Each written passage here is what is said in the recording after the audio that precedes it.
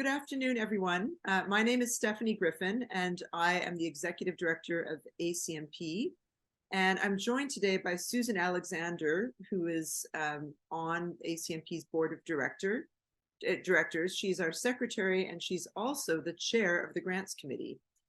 So the purpose of today's meeting is a grant information session to walk you through the guidelines and the form and the budget form for this year's Chamber Music Workshop and Community Music Grant Cycle, which is now open and closes on January 15th. So we are going to screen share and walk you through that, both the guidelines, which have changed quite a bit since the last cycle, and the form, and then briefly we'll show you the budget form, which is the same as last year. And then we'll open up the floor to questions. So I'm going to start by sharing my screen here, and we'll pull up. Okay, here is the page here for the for this program. So I'm sure a lot of you have already looked at this. This is the from the ACMP website. This is the guidelines page for this grant cycle, and Susan and I will sort of just freely converse about this. Susan, interject at any time, please. Okay, so the first thing I want to go through is, okay, the basics here. For those of you who have never applied before, the maximum request is $5,000, and ACMP will cover up to 50% of your project expenses. And I already just reminded you that the deadline is January 15th at 11:59 p.m. Eastern Time. And we'll be notifying people by March 15th, sometime at the end of the business, by the end of the business day. So the purpose of this program is, so ACMP's mission is basically to stimulate and sort of foster activities that enhance chamber music for pleasure. So our focus is, basically our focus is adult amateur musicians, and in this program as well, youth, because we believe that actually, chamber music education for the young is a very important way to introduce people into a lifelong passion for chamber music, of course. To that end, we are basically supporting workshops and community music programs that provide participatory chamber music experiences, as you see. And that's a very important aspect. You'll see later in the things we don't support. We don't support concerts, things like that. We support activities where adult amateurs and youth show up with their instrument and are actively engaged in playing and learning more about chamber music. We're open. We do not require nonprofit status. The program's international, so you don't have to be a U.S. national to apply. Typically about 20% of the workshops we support are international workshops. We're very proud of that. And chamber music, in case lest anyone question what it is, there's a lot of definitions, but for us, it's small ensemble playing or singing. Can also be vocal chamber music. With one on a part and typically without a conductor. Eligibility, basically workshop organizations, and this can be mom and pops. You don't have to be like a super formal organization with a website and stuff. If you are a mom and pops organization that just does one thing a year, like a chamber music weekend once a year, you're totally eligible to apply. Oh, this is a very important thing, which I sort of hinted at, and we will repeat this several times. We do not support workshops or courses designed exclusively for professional musicians, college music performance majors, or conservatory students. And that's simply because there's so many other sources of funding for this type of activity. ACMP is the only foundation in the entire world with a grants program for amateur chamber music. So we're very committed to putting our money towards that. So the guidelines here, so applications have to be submitted in English and through our online form. So you can't just email me some document. You have to use our form. If you have issues with our form, my assistant Joseph Brock can help you with that. And you can either write him directly or write me, and I'll put you in touch with him. And for those of you for whom English is not your first language, you can use Google Translate in the process, but I think you're going to have to do that offline and then translate and paste it in, because Google Translate does not currently work with the forms program that we use in our site. So if you need to, basically, I recommend for anyone anyway to do your answers in Word anyway, in case something happens with your internet. Do your answers offline in Word or any kind of program you use. If you need Google Translate, do it there, and then paste your English translations into the form when you're ready to do it. And okay, notification date is March 15th. And so for us, all programs that you apply for have to take place after that notification deadline. So if it's a short-term workshop that's, a week or a weekend or something, that means it needs to start and end after March 15th, 2024. If it's a longer term thing, let's say it's a community program that is based on the academic year, like you have adults or children showing up every week from September through May or June, then you can apply as long as it's ongoing. Like it could have started in September, but as long as it's ongoing for at least a few months after March 15th. And if you have any questions about that, please just email me about that, and I will check in with Susan and we'll weigh in on that. So yeah, if I could just say one thing about academic year programs, if most of your program happens before March 15th, it probably makes sense to apply for next year. That's a good idea. Is if you know you're going to be doing an academic year program next year, you can apply in this cycle to have the whole thing funded next year. Then totally. Yeah. Okay. Since I've interrupted, I'm going to just say two other things, I guess, that I thought of as you were talking. For people who haven't done this before, that maximum grant of $5,000, that's a maximum, and not all applicants will receive $5,000. Even if your project is more than $10,000, you might not receive $5,000. It's it will depend a lot on how many applications we receive, and the relative goodness of the different applications. So it's just to know that there's not like a guaranteed $5,000. And the other thing I wanted to say, it was about participatory experiences. I mean, there are some other participatory experiences that don't involve getting your instrument out. And so we do have an open mind about what kinds of programs can be useful in making people better chamber musicians. So we just look at those as they come in.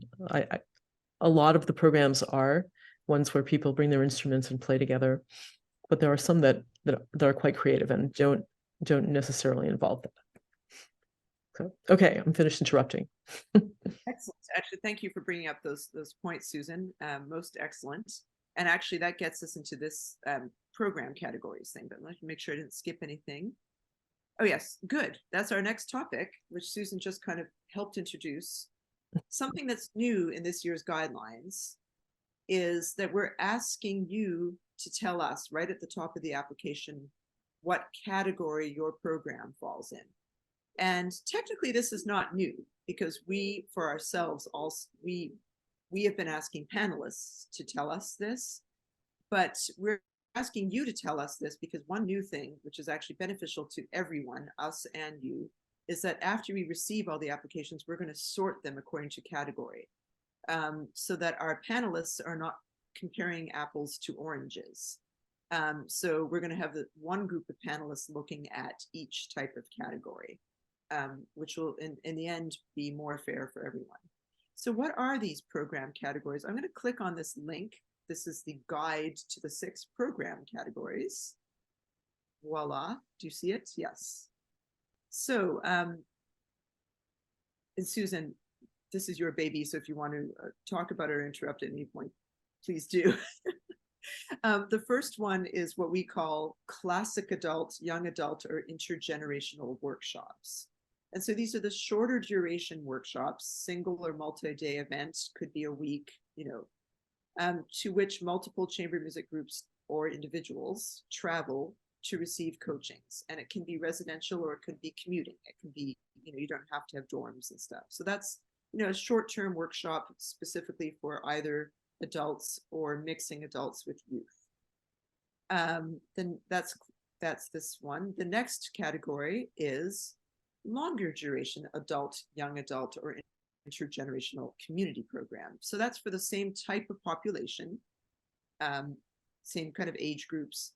However, this is chamber music activities that are on a periodic basis over a long period of time. Like the example I just gave, if you have like a school year, academic year program where people show up for a couple hours a week, or maybe you have a program where people come on the first Monday of every month, or, that's what that is. It's something periodic that lasts for a long period. Geared towards adults or young adults or a mixture of adults and youth. So the next two categories are basically a mirror of that, except for children. And so we have the Children's Chamber Music Camp, residential or day summer camp. It doesn't have to be a summer camp. It can be actually a spring break camp. So I should actually change that. It's not just summer. Any kind of camp, music camp where kids come to do chamber music. Now, one thing that we're going to be stricter about this year, just because we receive so many applications, is that general music camps with only a little bit of chamber music exposure should not apply. Like if you're applying for a camp or a workshop, an adult workshop, it needs to be a chamber music focused camp if it's a short duration thing. Category 4, children's community school year program. Same as the adult one, except geared towards children, something where people come once a month, once a week for a chamber music program, a regular chamber music program. Now we have these 2, 5, and 6 other chamber music program, for adult amateurs is number 5. Chamber music programs with opportunities for amateurs that don't fit into categories 1 through 4. Some examples, and this is, as Susan said, we have an open mind. So you can, if you have something super unique, you just need to explain it to us so we understand it. But it could be a masterclass, public masterclass featuring amateurs playing, seminars about chamber music geared to amateurs, which may or may not involve playing. Susan, do you have any other examples of things that you've come across that could fit in that? And we've seen things like a score study kind of class. What else have we seen? Performance practice for particular periods of music. Yeah, things like that. And this is more like if it comes up, if you have any doubts about whether your thing is eligible, please do email me, sgriffin@acmp.net, before you spend time on the form. And then if I have any doubts, I'll check in with Susan. The two of us always confer about these things, and we'll let you know whether we think it's eligible or not, because we don't want to waste your time on applying for something that may not be eligible. So the same goes for number 6, is the exact sort of thing, other children's chamber music program. If you've designed some sort of program for children that's not a camp or a long duration community program that you think is eligible, you can apply. And again, it might be a good idea to email us first before you spend your time on it. Okay, now back to the guidelines. Let's get back here, sorry. Grants, here we are, back to our guidelines. Okay, so you tell us what that is, and that will help us separate out the applications to the right panel. Okay, here's something that's always a little confusing as well.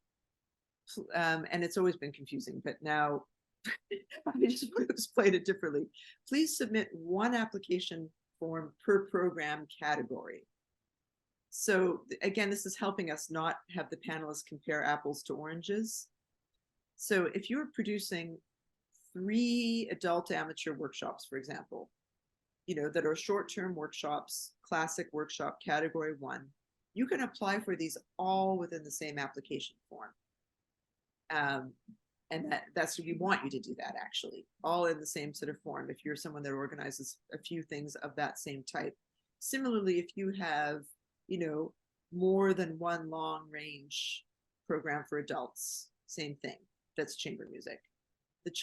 We're asking you to separate between children and adults and short-term and long-term. So if you do a children's camp and 2 adult workshops, then those should be separate application forms. If you do 1 adult long-term program and 1 children's long-term program, that should be 2 separate forms.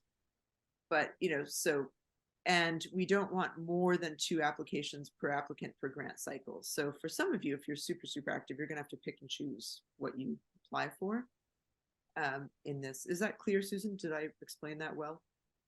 Yeah. I see there's a question here that says, if we apply for multiple categories, can we request 5,000 per application? Yes, you can. Yeah, definitely. And as Susan said, almost very few people will get 5,000, unfortunately, until our budget gets huger, or until people forget applying, which I hope the budget gets bigger, of course. Okay, good. So up to 2 applications per grant cycle. And again, if you have any questions about what should go in one form or not, please reach out to me. I'm here to answer your questions about that. But it should be pretty clear. Okay, now the ACMP budget form, that's for all things. You download it here. You just click on this little red hyperlink and it appears. I have already downloaded it, so I'm going to show that to you. I'll show that to you afterwards. We'll go through the application first. I'll show that to you when we get to the budget part. And the budgets have to make sure when you're doing this that your budget matches your narrative. So if you say in your narrative that you're doing X, Y, Z, make sure, like, I know that people go back and forth and edit, double check that before you press submit, that your budget matches what, your narrative questions. And again, budgets need to be, for our sake, in US dollars, just for our convenience in comparing them. Okay, so these are the things not eligible for funding. I already said this earlier on, but any kind of camp or workshop for which the primary focus is not chamber music. So if it's a short duration program, be it for adults, be it for children, if it's a general music program that has a little bit of chamber music in it, please do not apply. We will only fund small, short range programs that are entirely dedicated to chamber music. I mean, there could be extracurricular activities like a field trip or something, but it has to be a chamber music workshop or camp. Choral and orchestral programs or general music education classes or workshops. Those are wonderful things, but we are associated chamber music players. So again, unfortunately, with our limited resources, we cannot fund those types of programs. This is a new one that I added, programs that are exclusively intended for an organization's membership. So if you happen to be a membership organization or something, or let's say you're a youth symphony and you have a chamber music camp and it's only open to your members, then we don't want to fund that. We want to make sure that whatever you're applying, that you receive, whatever you receive funding for from ACMP is something that the general public can apply for and attend. Individual or group lessons in instrument technique. Again, wonderful, valuable thing, but since we're a chamber music organization, we can only support actual chamber music education. So there's lots of other funders that will hopefully be able to fund things like that. So for example, a group, let's say I'm a violist. Let's say you have a group viola class. So sure, even though that's a whole bunch of violists in one room, our definition of chamber music is one on a part, no conductor. Sure, maybe there's no conductor, it's just a teacher. But if you have a bunch of violists like learning how to play something together all in unison, that's not chamber music, right? So we can't fund that. In-school programs that are part of a regular school day, those should be actually supported by your school. So, and again, we can't support something that's only for an organization's membership. So if it's part of a school's program and people from other schools or whatever cannot attend, we cannot fund that.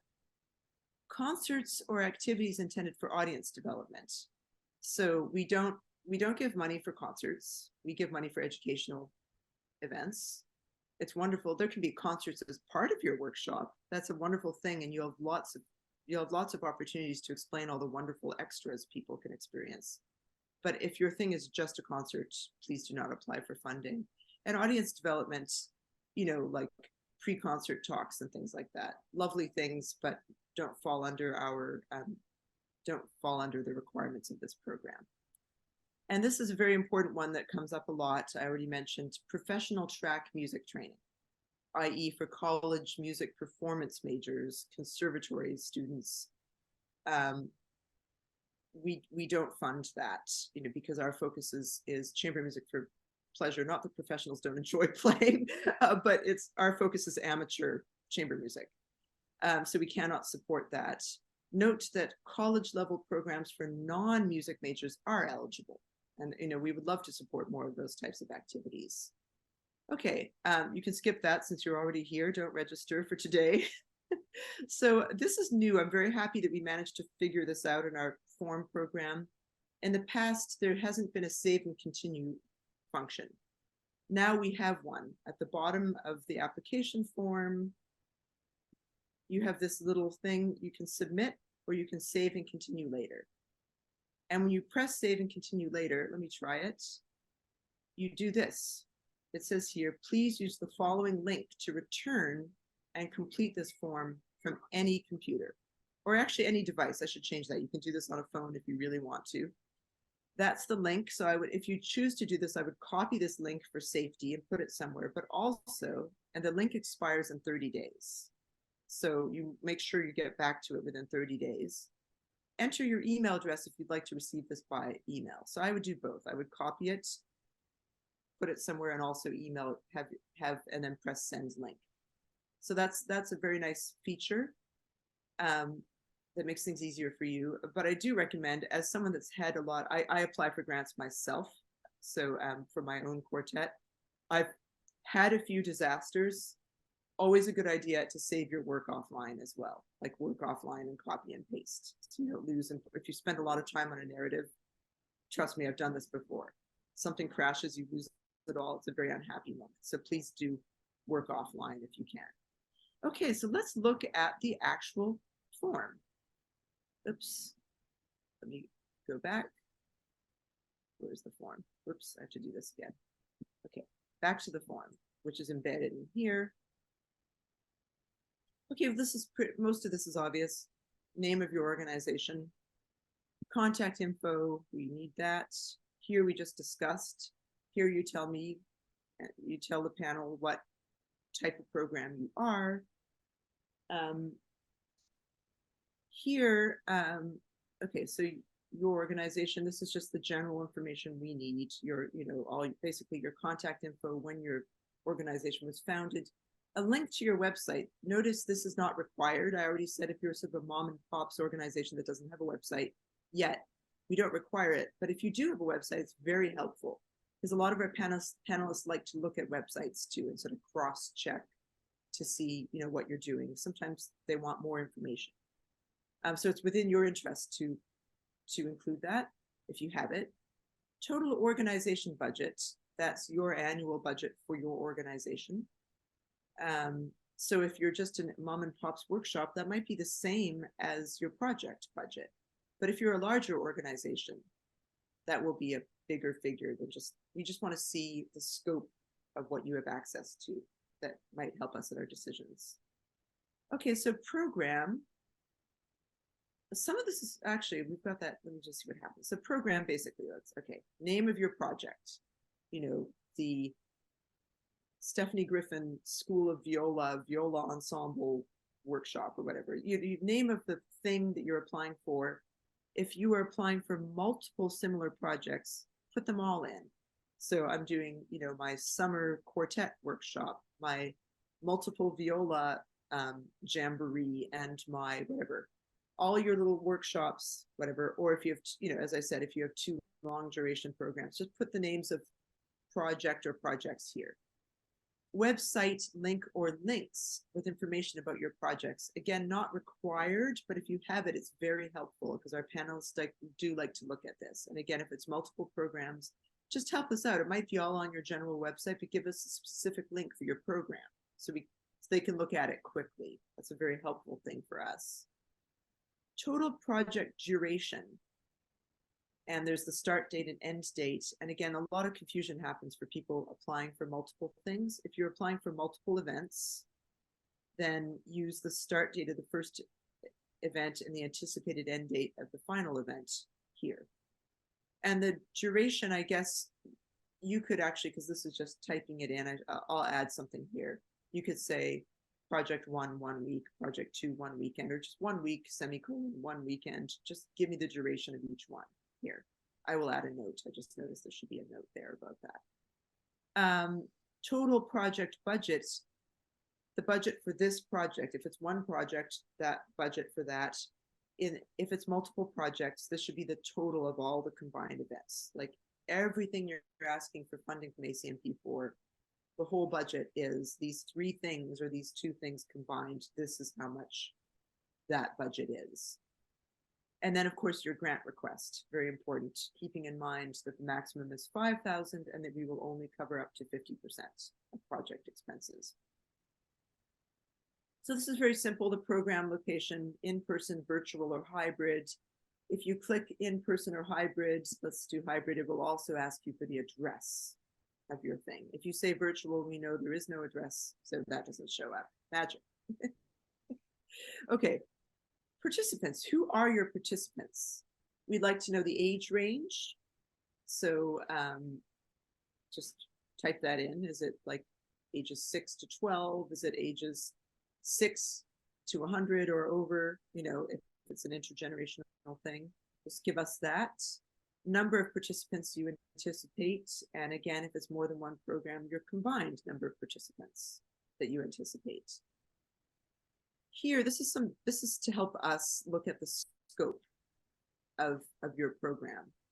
So we'd like you to tell us the total number of participants for your program or programs, average number of coached or guided chamber music hours per participant over the duration of your program or programs. So let's say you think you have 10 participants and they get an hour a day for a week. Then that's 7 hours per participant. So this would be, let's say this is 10, that's 7 hours average. Of course, some of this is estimation. We know that not everyone's going to do the exact amount. That's why I said average. So you've got that, you've got 10, you've got 7, and now we go back to your elementary school math. Total number of guided chamber music hours over the duration of your program. Multiply these guys. And I've even reminded you to do that. So that would be, your answer in that case would be 70 for that. This just helps us, our panel, just get a snapshot of the scope of your program. Okay, number of chamber music faculty. And again, if you have multiple programs, combined numbers. So I have 5 for my quartet. I have 4 for my quartet workshop, and I've got 6 for my other general chamber music things. So let's say I have 10 for the 2 programs. Let's say I have 10 for the 2 programs. And over the 2 programs, I have 20 participants. So the ratio, let's say I said 20 up here, right? The ratio of faculty to participants 10 to 20. If you really want to help us, you could do this. If math is not your thing, you can also say 10 to 20. It's fine, but you just go back to your school days and remember your ratios and fractions, and if you can, if it's an irregular thing and it's like 10 faculty to 35, just say 10 out of 35. If there's no, no, that actually would work too, divide by 5. If it's 10 over 37 or whatever, just do the best you can there. Okay, so now we get to the narrative section. Oh, someone just came in. Okay, so I want to make sure that both, okay, so question 2 is the one where I have to show both. Okay, question 1, It's the same for everyone, that depending any type of program. We want you to summarize your program and its goals and its past achievements. So here's a chance you can just tell us. It's a narrative question. Before I get into each of these questions, you see at the bottom, I've got character limits. And character limits include spaces. That means letters and spaces. That's basically just to help us. We don't want to sift through ginormous essays. Do not feel pressured to use all 2,000 characters, but these character limits are designed also to give you a sense of the level of detail we might be looking for. So if you only have 1,000 characters worth of stuff to say, don't worry about just writing a whole bunch of stuff to fill the space, but this is just to give you guys an idea of the level of detail that we might be anticipating, or that other candidates might give us. Because we don't want you to shoot yourself in the foot by just writing a sentence or two and someone else writes a really detailed thing. We want to hear the detail. That's basically just a couple paragraphs, 2,000 characters. So this is just a chance for you to tell us about what your program is and some of the goals of your program, the things that you've accomplished in the past. If this is, of course, a new program, ignore the past achievements for this. The second question here, program description, will be a little different depending on what you choose. There's two versions of question 2. There's one for the short-term things and one for the long-term things. So I'm going to say that I'm doing a long duration, a short-term adult thing. And by the way, this will be the same question for the children's camps. Question 2 in that case, if you're doing a short duration program, is this. Program description. And this is where Susan added this lovely sentence at the top here. Imagine you're answering this question for someone considering attending your program. So we want you to tell us what you're telling the people that might want to come to your program, why they might want to come. So you're telling us all the wonderful things about your program in this question. And again, here you have 5,000 characters, so you can really, really get into the detail about what your program entails. So I even says you're describing detail. So we want to know about the experience the participant might expect if they come to your program. Some of the things you might want to tell them and us is the typical schedule of activities.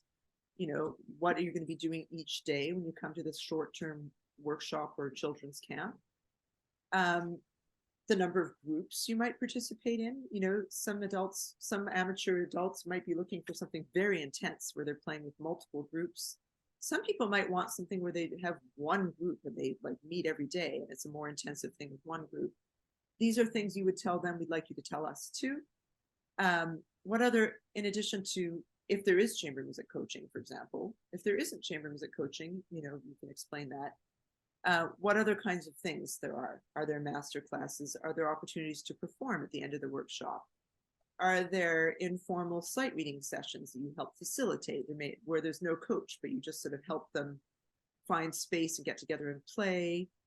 Are there non-musical activities? Like if you're in a beautiful place, is there like a tourist thing? Are there tourist things they're doing? Or, you know, outdoor activities like, you know, badminton games or whatever. Non-musical activities, accommodation options. Here's a chance where you might tell us, you know, if it's not a residential thing, then don't tell us about that. You know, this is a commuting thing, but are you staying in a chalet on a Swiss lake, or are you staying in a dorm room with a shared bathroom? You know, things you might want to tell them, you know.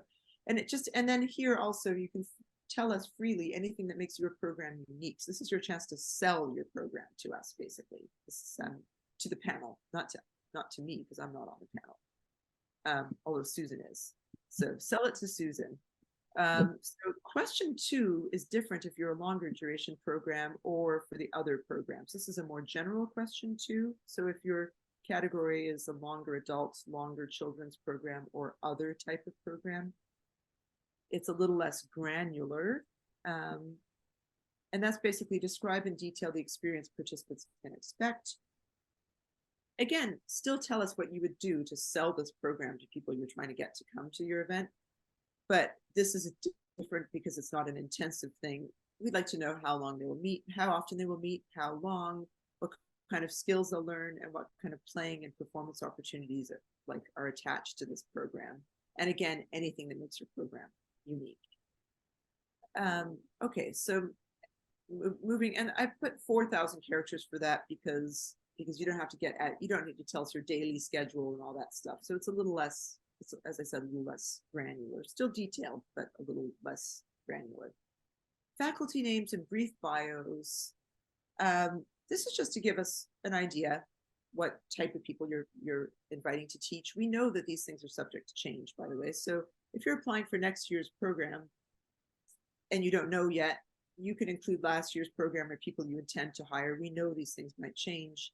If you have a lot of faculty, like this is a very major program with like, let's say 20 or 30 faculty, chances are if you have a program of that scope, you also have a website. Just give us a web link with information about your faculty in that case here. Because we don't want, we put it to 4,000 characters because we don't need to read through pages and pages about your faculty. Just very brief, couple sentences per person or a link. That's good. Okay. Question 4, describe the educational approach and philosophy of your program and the rationale behind your choice of faculty. So you've just told us who your faculty is. We want to see that you're thinking about, why you're hiring, who you're hiring to meet your goals of your program. So for example, if it's a children's program, I'm hiring these people.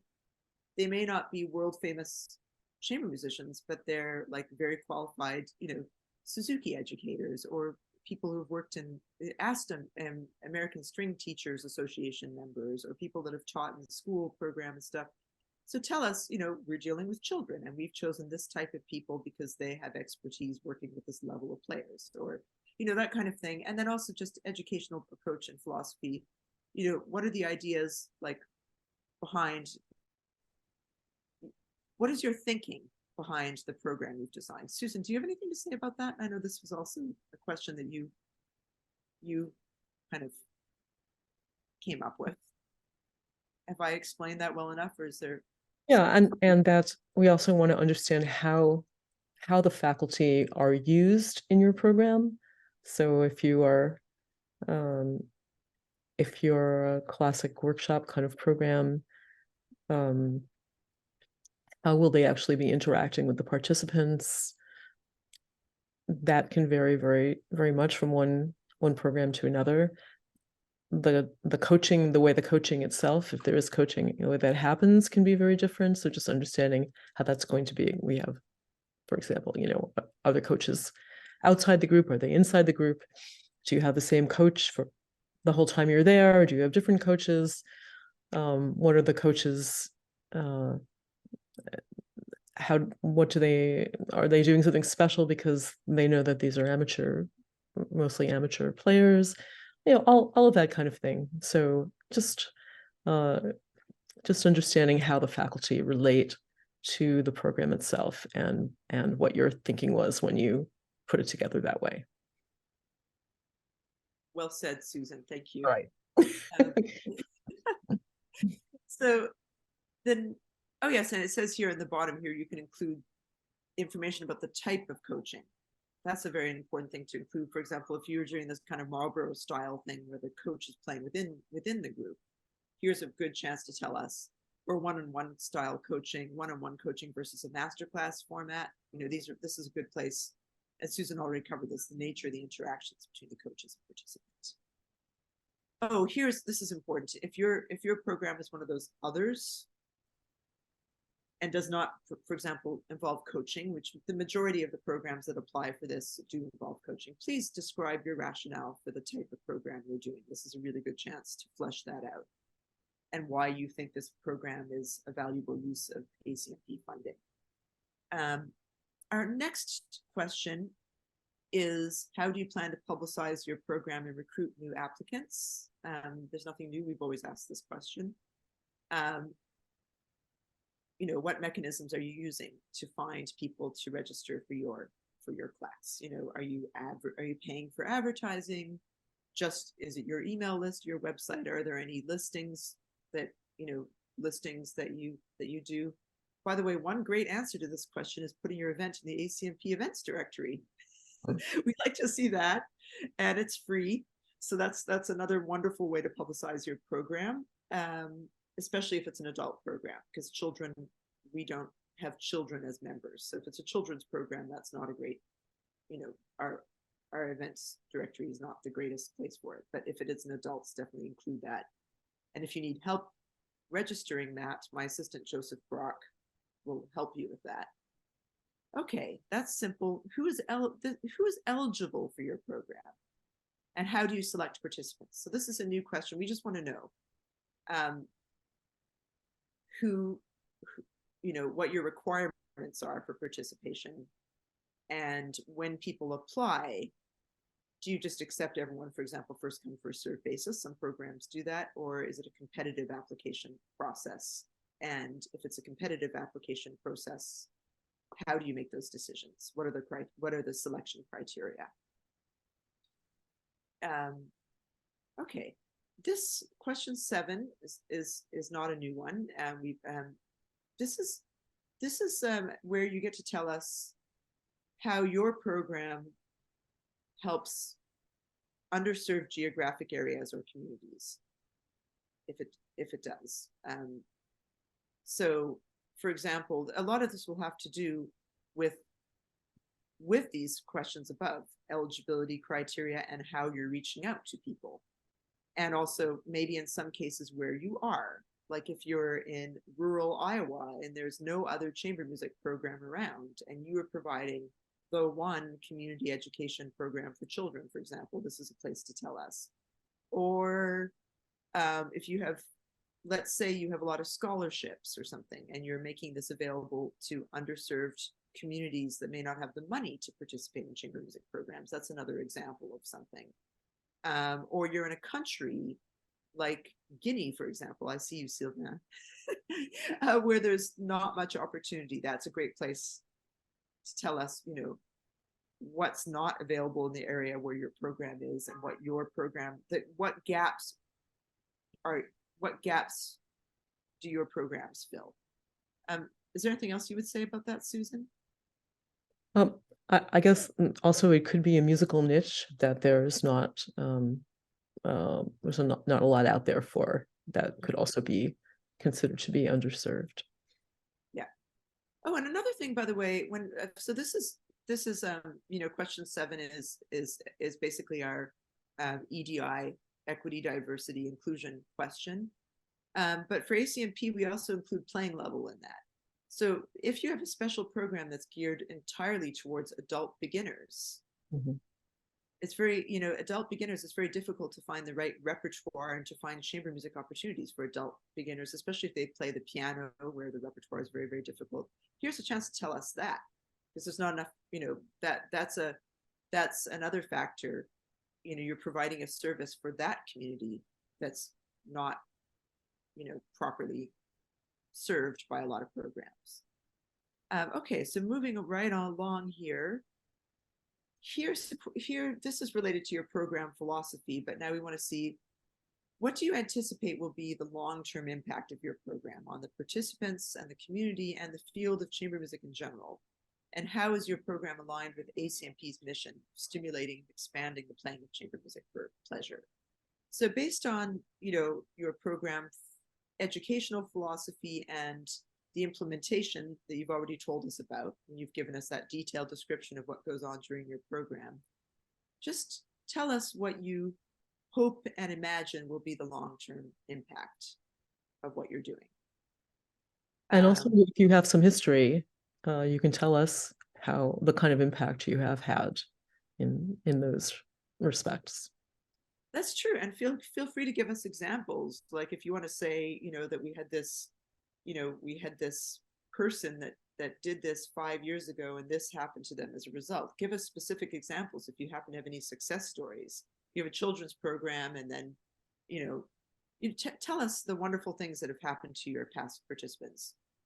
And of course, if you're a new program, you won't be able to do that, but you can just tell us what, in that case, you tell us what you intend the long-term, what you hope and intend the long-term impact will be.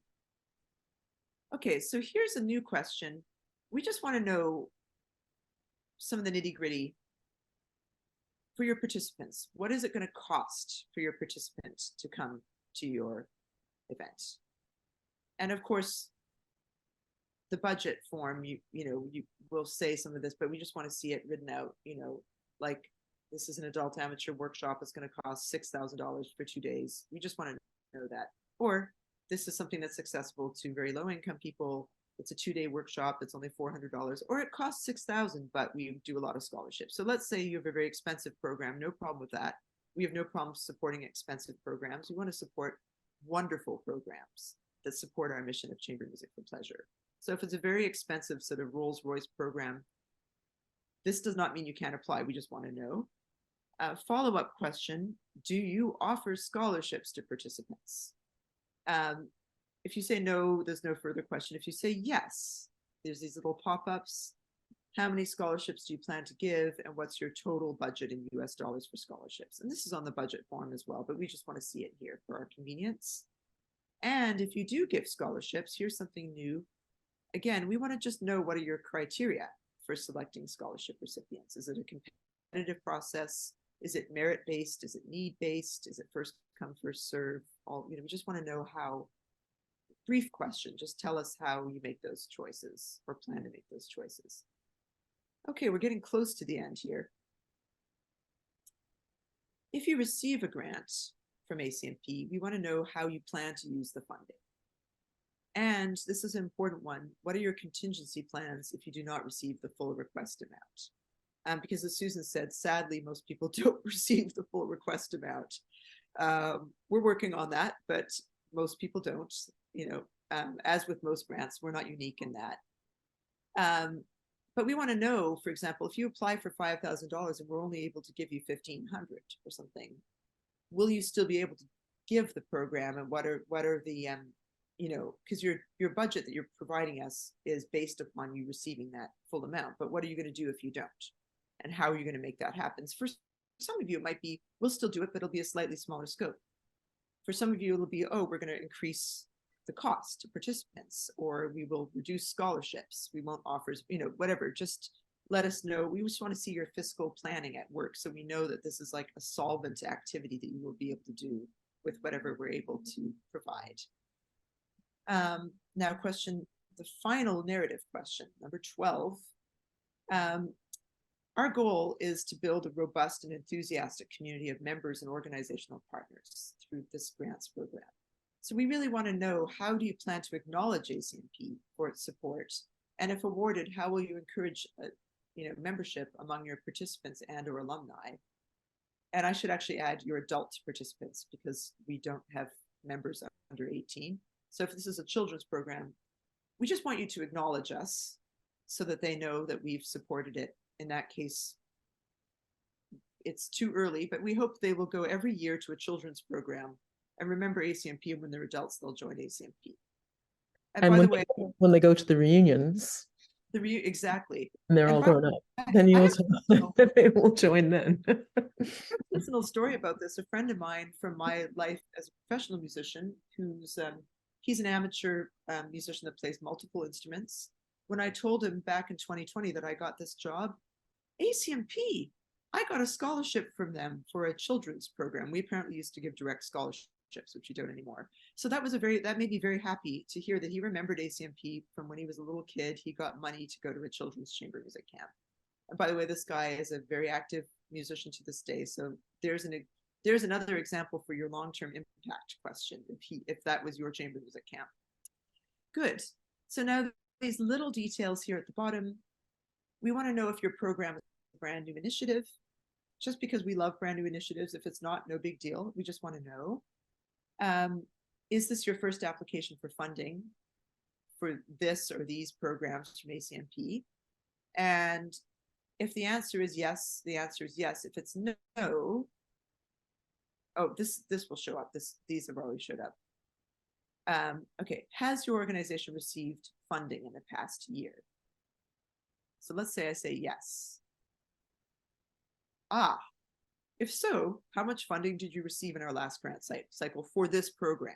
So if you receive money for a play-in or something like that, this is different. This is for this program. Then just let us know. This is just for our reference. Okay. And then important thing, do you agree to allow us to use documentation for your workshop or community music program for our website and social media? Yes or no?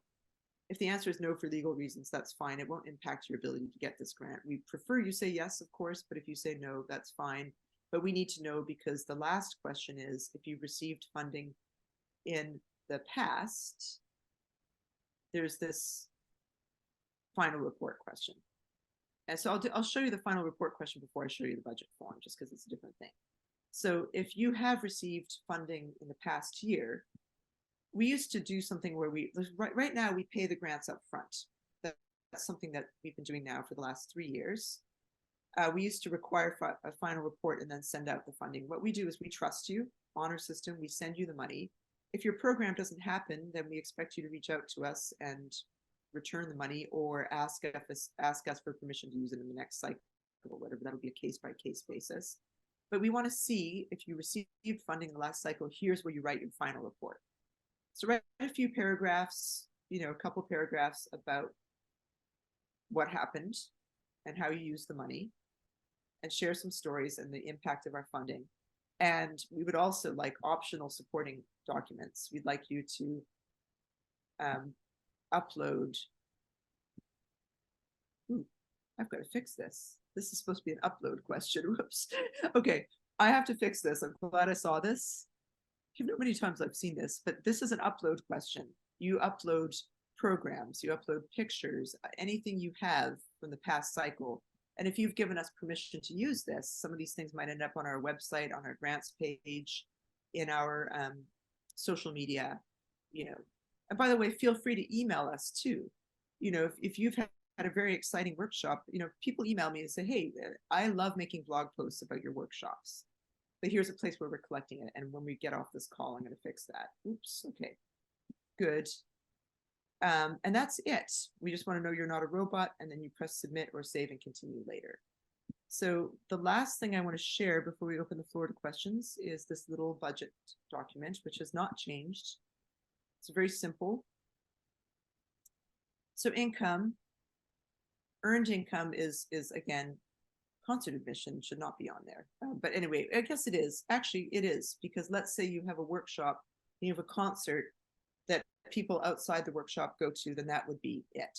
So for most of you, the earned income is going to be whatever participants pay to come. So if there's 50 people and it costs $100 per person, that's $5,000. But let's say you also have a concert open to the general public, and the general public pays $10 for concert tickets, and you think 50 people will come, and you add the 500 this. And here's a place for brief notes. You could say 50 participants at $100 each plus concert tickets or something like that. Just brief notes here. The grant request from ACMP, you stick that in as income. So if you're, this is again, for those of you that aren't used to doing grant applications are a proposal, right? They're not reality. This is a proposal. So you're hoping we give you 5,000 or 2,000. You say that you put it there. Other foundation grants, these are things you anticipate to get from other foundations. Again, subject to change, but you're going to apply to these foundations for this amount of money. Do you think you're going to get a government grant, or you already do? Corporate support, individual donations. Do you collect donations for your members? And in the notes, for example, let's say you already know you have other foundation support or other government grants. You could put in the notes, like, for example, confirmed or pending, if you want. Just to give us a little information. Or if it's government grants, you could say National Endowment of the Arts or the Iowa State Grants Council or whatever. Here's a place just to tell us what it is. Okay, simple. And then you have your total income. Okay, expenses. What are you paying your faculty? What are you other faculty fees? Chamber music faculty fees. If you have other faculty, let's say it's a chamber music workshop, but you have someone coming in and doing a clinic, a master class on Baroque performance, that's where you put your other faculty fees.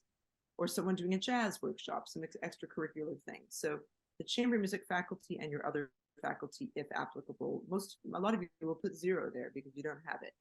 Anything you don't have, you just put 0 or leave it blank. Administrative and staff fees for your workshop. Scholarship awards, what do you plan to give out in scholarship awards? And that needs to match what you put on the application. Are you renting instruments? Like you're renting pianos, renting violins for a kids workshop? That's where this goes. Other equipment. Do you have sound equipment, cameras, things like that that you're renting? Stick it in there. Accommodation and meal service. What are you paying for that if it's a residential thing? Again, it's 0 if it's not residential. Are you spending money on space for the workshop? That's where you put it here. Are you spending money on transportation, local or international? What are you spending any money? This is not what the participant is spending, but are you spending that? Like, are you paying faculty to come to your thing? You know, are you paying local transportation for a field trip? Are you chartering a bus to go somewhere? Marketing and PR, what are you spending on that? Any kind of liability insurance or other insurance you purchase? Are you renting or buying music for it? And then miscellaneous, and then for miscellaneous, definitely put notes so we know, what it is. Here, in-kind contributions, is there anything being donated? So in-kind is when someone gives you something that means you don't have to pay for it. So do you have donated space? Has the local school board let you use their school for this week in the summer? So you say, such and such school amount is an estimated dollar amount value, and then you can give us some notes if you want. Is someone donating their time? Like, let's say you don't have any money, you're at mom and pop's thing and you're donating your time. Estimated value of your time for the administrative tasks you're doing to run this, and try to be realistic about the amounts. You can use these if you're having, especially if it's a small mom and pop's program and you're having a hard time meeting this 50% rule, we will look at this towards that. If you've managed to get a whole bunch of things donated, that can count towards your income and your general budget. But try to be realistic about the value of those things. So I think that summarizes it. Should I stop sharing and open up for questions? Are we good? Mm-hmm. Okay. Let's not look at this form anymore. Here we are. So, it's already 2 o'clock. So we have half an hour for questions. If anyone has any questions for Susan or myself about this process. There are a couple in the chat. Why don't we get those, and then we'll see if people raise their hands. We have a question from Sabine. Would it be possible to seek funding for financial aid to allow students with proven need to form a chamber quartet? Isn't that scholarship? I guess it depends. I mean, I think this would sort of depend on, like, it's the idea that there would be coaching over some period of time this could be like a long duration program where these students would be getting coaching every so often, or I guess that could be the sort of thing that would fit into this category. But yeah, if it's not, let's put it this way: if program like that, then no. Actually, I think I know what this question entails. So, for example, if you are running a workshop, and because we're giving money for workshops or community programs, and you want to give financial aid for a group of 4 people to form a quartet at your workshop, then that's basically the same as scholarships. Mm-hmm. But if you're looking for money from us for financial aid to send people to some sort of workshop or program that you're not organizing, then no, then that organization should apply for funding from us, and we can give them money for scholarships. Right? We're not giving direct money. In the past, ACMP used to do that, but we don't give direct money for scholarships. We give money to organizers and workshops and workshop organizers, community music program organizers, that they can use for scholarships. Yeah. Okay. Oh, this is very okay. Thank you for this question. I meant to say that. A different budget for each grant request. Yes. But if you're including 3 items, let's say you do 3 weekend retreats, all 3 weekend retreats are in the same application form, and this budget form is the total budget for those 3 things. So 1 form per application. And this, by the way, just a reminder, this is a project budget. So even though up earlier at the top of the application, we're asking for your organizational budget, that's just to give us a snapshot of the scope of your organization. Are you a great big huge organization with all this funding, or are you just little mom and pops that only does this one thing a year? But this form is just for the program you're asking for funding for, not for your entire organization. Are there any other in the chat? No, it looks like this is just. That's all that's in the chat. So Okay, I see that Simone Maurer has a question. So can you unmute? Hello. I have a few questions. Thank you so much for doing this workshop. This is very helpful.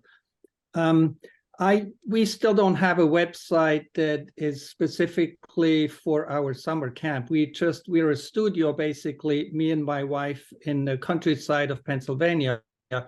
But we belong to two other organizations that are now putting a little summer camp link on their website. Can I list those websites?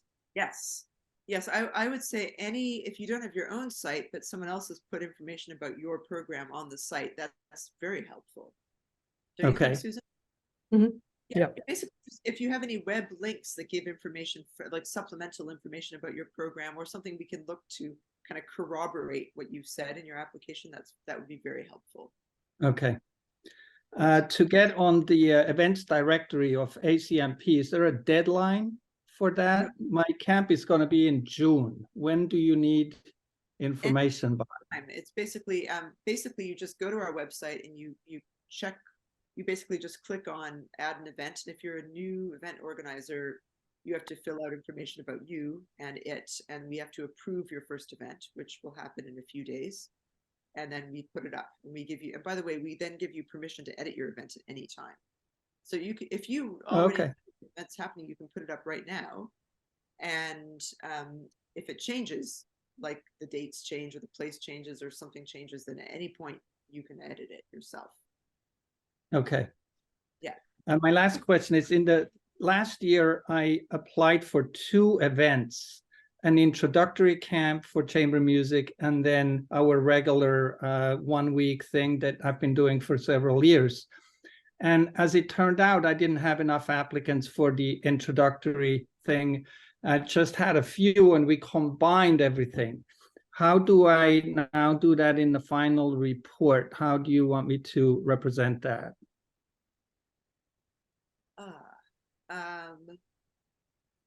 I guess just, so you use the funding from both, but you combined it? Correct. Yeah, I think just explain it and let us know how you used the funding for each of those purposes. Okay. Just say, because I didn't have enough applicants or I didn't have enough funding, I combined it into, so I would just, what do you think, Susan? Just explain the mechanism of that. Yeah, okay. I think. Okay, and just a comment that your cards, the ACMP cards to hand out, were really helpful. Thank you for those. And Adriana walked in and said, "Oh, ACMP, oh, Stephanie Griffin, oh, this is great." Adriana, and by the way, Dali Quartet, we gave them an award this year. We gave them our Susan McIntosh Lloyd Award for. I saw that. Yeah, we love them. They're wonderful.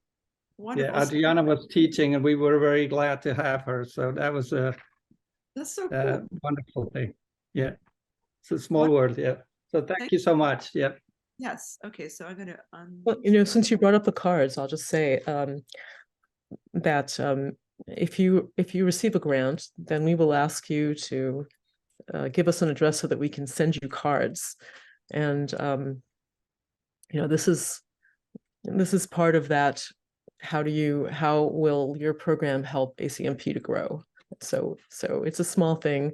We ask you to give those cards out at your workshop or your program so that people will know about us. And that will enable us to stay around and give you grants in the future. Okay, I see another question in the chat from Sue Klein, and she says she's struggling with the 1 person per part limit. Okay, because she's doing a string quartet sight reading and playing quartet music with more, so doubling people up on a part. That's fine. just explain that to us. So the 1% on a part, that's a general thing. You know, if you're questioning what chamber music is, it's not a whole bunch of violas playing orchestra excerpts in unison, which is something I don't think I wouldn't wish on anyone. But if you are doing the kind of workshop that you have a whole bunch of people coming together and they're all playing together, even though it's chamber music, and you're doing that type of teaching, then use that educational philosophy and rationale behind your coach choices and stuff. Use that question to explain that, and also use the question two about like what people can expect.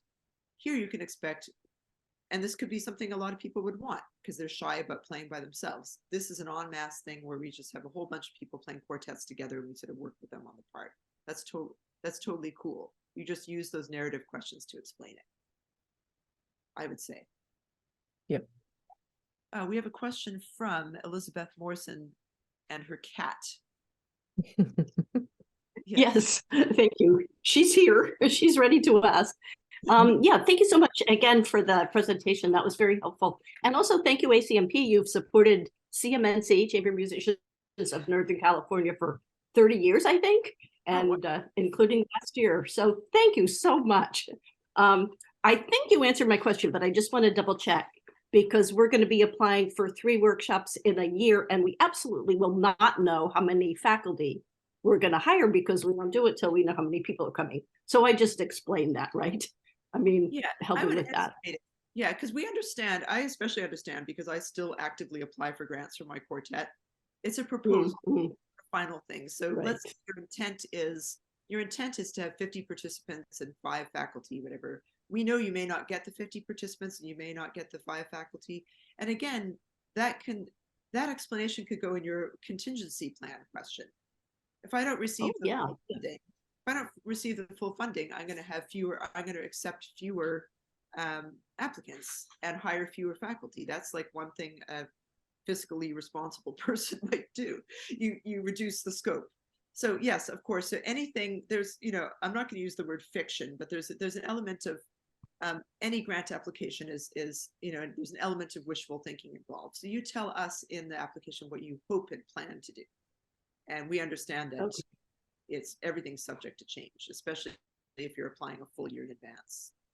Right. Okay, great. Unfortunately, our next workshop is March 9th, 10th. So we're going to have to push that forward. We just missed that, but that's okay. We can. And you did say for sure, like we could apply for a March 10th next year in this cycle. Did I get that right? That is what you should do for next year. So if you do a winter, if you do a short-term thing that typically happens in January, February, early winter, early March, please apply in this cycle for sure. Yeah. Okay, got it. Thank you very much. That's what I needed. Thank you. Do we have any other questions?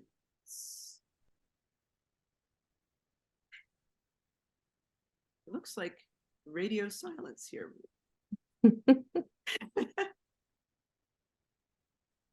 That just means Susan and I were very thorough. If there's no more questions, then I think we should adjourn. And as I said, email me at any time with any questions, sgriffin@acmp.net. It's also all over the website. If anything comes up as you're doing it, feel free to email me and ask questions. So, we're here to help. And I just want to thank you all for coming to this and wish you all the best luck with your application and with your program. With your program in general. And also thank you for doing what you do, because, our workshop organizers and community music organizers are like very, very important part of ACMP fulfilling its mission of stimulating chamber music for pleasure all around the world. So thank you for coming, and we look forward to reading your proposals and answering your questions, and happy Thanksgiving and best wishes for the holiday season too.